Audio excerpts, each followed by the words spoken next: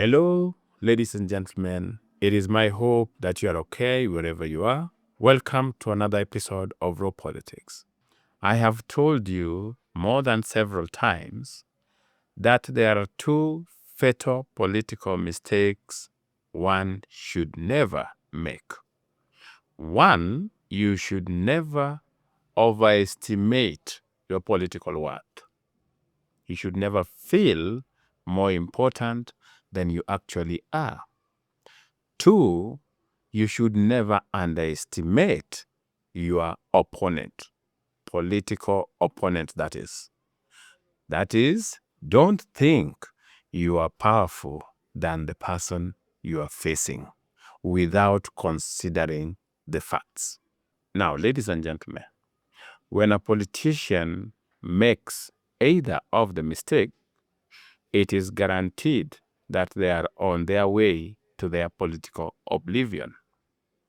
The best thing to do is know your true worth. After ascertaining how powerful you are, then you can now make a move.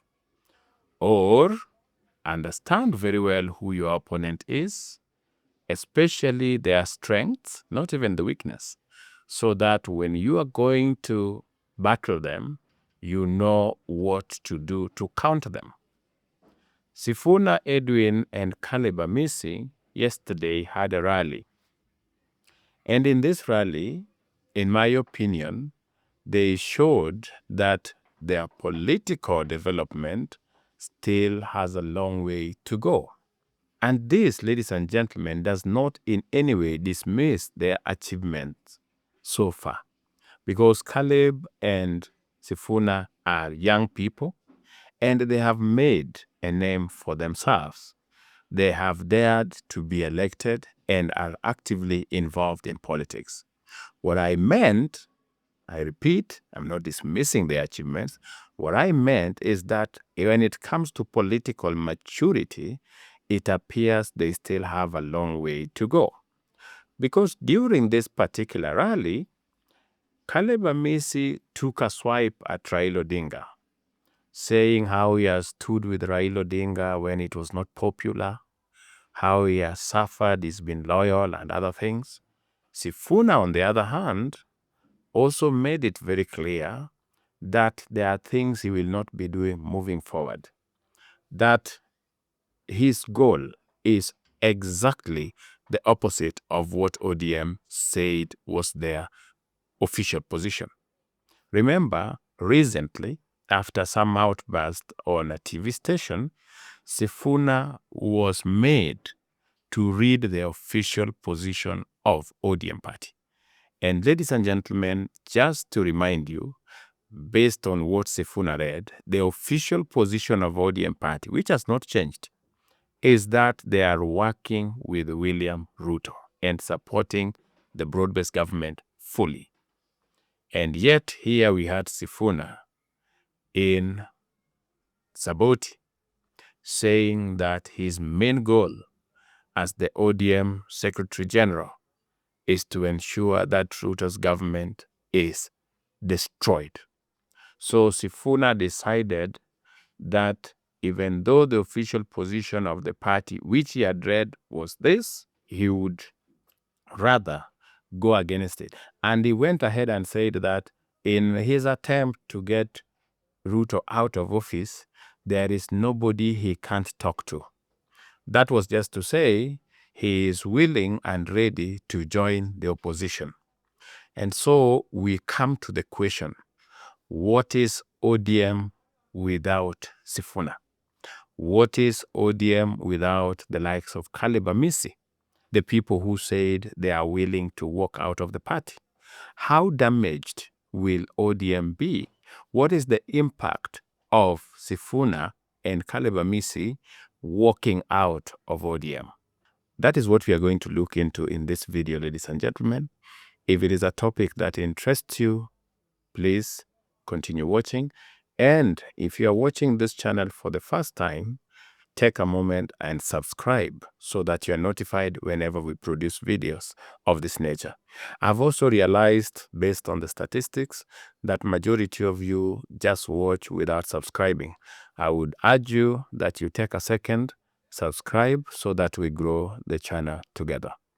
Ladies and gentlemen, like I said, 2 political mistakes you should never commit. Don't think of yourself too high, and also don't underestimate your opponent. Sifuna, in my opinion, has committed both. Sifuna believes he is more important to ODM than he actually is. And also he is persuaded that his opponent, William Ruto in this case, is a pushover. In a war between Sifuna and William Ruto, Sifuna is persuaded that William Ruto will lose. Now, why do I say that Sifuna has overestimated his value or overestimated his political influence? In ODM, Sifuna became the Secretary General, not through universal suffrage. Sifuna is not the ODM Secretary General with the mandate of the members of ODM. No. Sifuna was appointed the Secretary General by Raila Odinga. So Sifuna is Secretary General of ODM courtesy of Raila Odinga, not because he was popular, went through an election, and was elected by the members of ODM. No. Just like all the leadership in ODM, they are in their positions courtesy of the party leader, Raila Odinga. And so when Sifuna somehow forgets that and start acting as if he has a mandate different from the mandate he has from Raila Odinga, then he finds himself in serious embarrassment. Let me explain. When there was anarchy in June of 2024, those of you who follow Sifuna can remember what his statements were. He was very categorical that ODM as a party was fully behind the Gen Zs and were fully committed to ensure that Ruto was removed from office, even if it was to be done forcefully.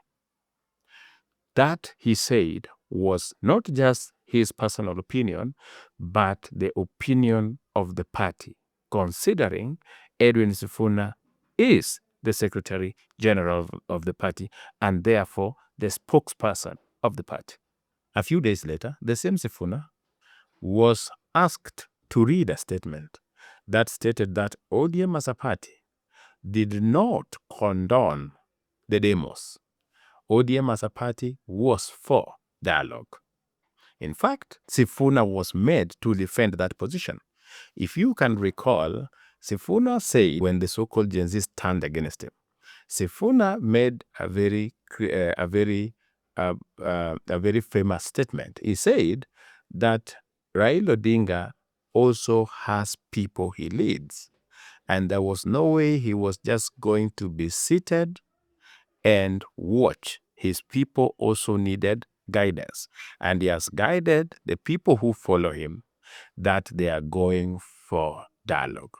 So here you have Sifuna, who just a few days ago had been acting as the spokesperson for the so-called Gen Zs, encouraging them and retweeting and running hashtags for them. He was now being forced to read something that was directly opposite what he had said. So, ladies and gentlemen, he had overestimated his value.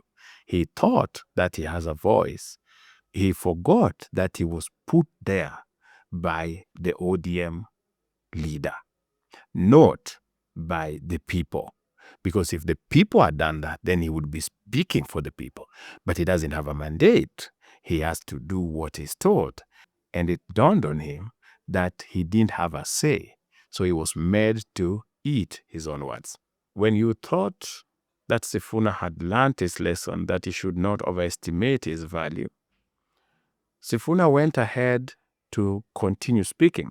I think in an attempt to try to get back the love of the Gen Zs, Sifuna assured them that even though they were for dialogue, there was no way that ODM, the party he leads as the Secretary General, was going to work with the evil regime of William Ruto. He made it very clear that there was no way they were going to work together. ODM was just interested in using dialogue to resolve the differences, but working with William Ruto was not on the table at all. After a few days, Sifuna was called to issue another statement that ODM had donated experts to go and work with William Ruto in a broad-based government. And since Sifuna does not learn and is persuaded he is more powerful than he actually is, what did he do? He still went from one media to the other and told them that the people who went to work with William Ruto went in their own capacity. Even though the statement was that ODM and had donated some experts to work with William Ruto in a broad-based government, Sifuna was here now moving from one station to the other, telling people that these people had gone to work with Ruto out of their own volition, that they were not doing it on behalf of the party, that ODM was fully in opposition and not interested in William Ruto's government. So what happens? Sifuna finds somebody like Mbadi in parliament, he really embarrasses him. He finds somebody like Wandai, he wants to interrogate and humiliate him. He did all this to prove to people that, you see, as the Secretary General of the party, you see the way I'm treating these people? These are not our people. These are people who have moved, they have crossed over, they have gone to be with William Ruto. ODM as a party is not having any formal relationship with UDA or Kenya Kwanza for that matter. Well, that continued for a while, and people started believing Sifuna. In fact, Sifuna got more excited when Raila came from AUC, and he would go to this media podcast and wherever he goes to, and he would explain to people that, you see, William Ruto was using AUC candidature as a blackmail tool to blackmail Raila. Now that it is over, Raila is free, and I can assure you that the relationship between William Ruto and Raila Odinga is over. There is no way we can work with an evil man like William Ruto. I know Raila. I've studied him. I've never known any other political leader than Raila Odinga. And I'm speaking in my capacity as ODMSG. Just after a few days, Sifuna was reading the official memorandum of understanding between ODM and UDA, something that was now formally stating how ODM and UDA were going to work moving forward. Sifuna, you would think that Sifuna would have learned from that. No, he didn't. After that, Sifuna used every opportunity to discredit the government and also to speak against the position of his party. Until recently, Sifuna went to Citizen and told the entire world that the memorandum of understanding between ODM and UDA was null and void, that he had discussed this with Raila Odinga, that he had spoken with the relevant party organs, and that he was speaking in his capacity as the Secretary General of ODM, that their goal as a party was nothing other than making sure William Ruto was out of office. And so many people believed him, especially supporters of the opposition, because their main hope is that ODM does not support Ruto, because they know if that happens, Ruto is guaranteed re-election. And so people were happy. To make matters even more interesting, Raila defended Sifuna's right to express himself. And so people were like, it's just a matter of time before Raila walks out. There is no way he can be in that government. And if you doubt, remember Sifuna speaks for Raila Odinga. Even the media, our mainstream media, ran with such screaming headlines that Raila Odinga had said Sifuna speaks for him. Before Sifuna could get comfortable, the National Governing Council of ODM called a press conference. In that press conference, they made Sifuna to read the official position of ODM. And guess what the official position of ODM is, because it has not been changed? That they are working with William Ruto and are fully supporting the broad-based government. And that the MOU between them is intact. Everything that Sifuna said was trashed, was dismissed. And the man was humiliated. Like I told you, thinking that you are more powerful than you actually are can only lead to serious embarrassment. Now you are the SG of a party that does not take in your views. Yes, you are the Secretary General of a party that does not recognize your views. They don't want to hear what you say. What they do is they allow you to rant and then call you to order to read the official position of the party. It's as if they are reminding you every now and then that, yeah, gentlemen, this is the official position of the party. You can rant out there, you can please whichever audience you want to please, but remember, this is the official position of the party. So Sifuna has been embarrassed all through because of thinking of himself more important than he actually is. He is acting as if he is an elected Secretary General, when in actual sense, he is an appointed Secretary General, somebody whose mandate comes from Raila Odinga, the party leader, wants to act as if he is getting the mandate from all the millions of ODM supporters. He's been embarrassed. We go to the second part. Sifuna also underestimates his opponent. You see, there is this part of the likes of Sifuna, Caleb Amisi of this world, the likes of Rigathi. There is this part of them that is persuaded that Ruto is a walkover, that William Ruto is somebody they are going to destroy so easily. Yet everything they do backfire. Every attempt. When the belief was that you can use young people as human shields to remove Ruto from office, what happened instead was that a broad-based government was born. ODM, which had not been pro-William Ruto, was co-opted in. Rigathi Gachagua was left with nothing else, no strategy apart from bitterness. And so he would go to the media, describe Ruto as the devil incarnate, etc., but there's nothing he could do. Attempts to try to revive anarchy and do what backfired because they ended up looting their own properties. Using young people as human shield failed. Using the unfortunate deaths of people we call it dancing on the people's graves. Okay? You send them so that they die, so that you use them.